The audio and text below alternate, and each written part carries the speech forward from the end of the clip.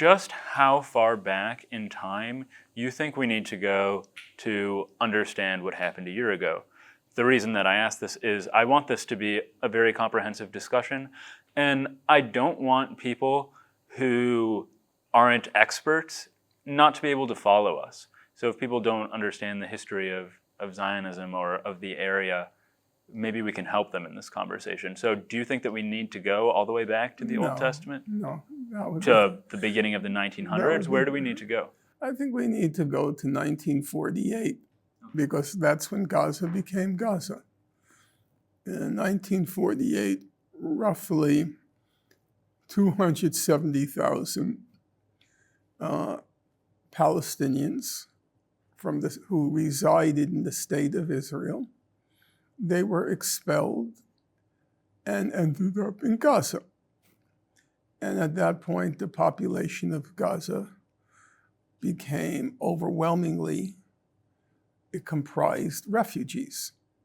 So the first fact to remember about Gaza is it's overwhelmingly a refugee population. It's those about, I think the estimate is 80%, about 80%, let's call it 70 to 80%. My mind is so exhausted, all the numbers I have to juggle in my mind, but I can't remember now if it's 70 or 80.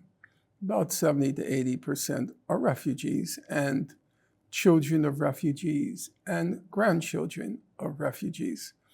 Under international law, they're all reckoned as refugees, the children, but usually we say the refugees and their descendants. So refugees and their descendants, about 80%.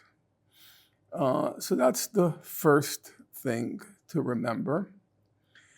The second thing to remember is, and this was actually new to me, I have a small circle of younger people, much younger than me, who are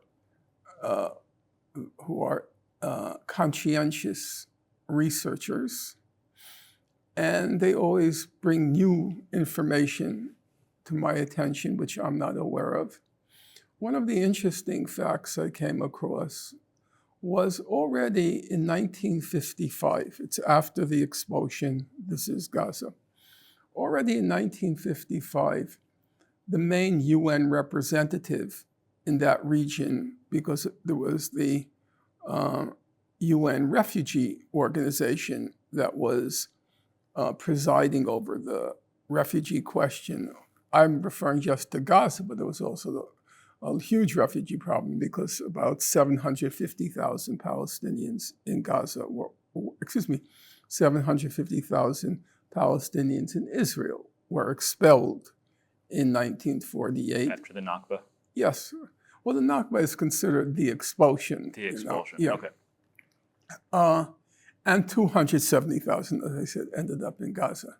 In any event, I remember they're now under Egyptian rule, so I don't want there to be any misconstrue here.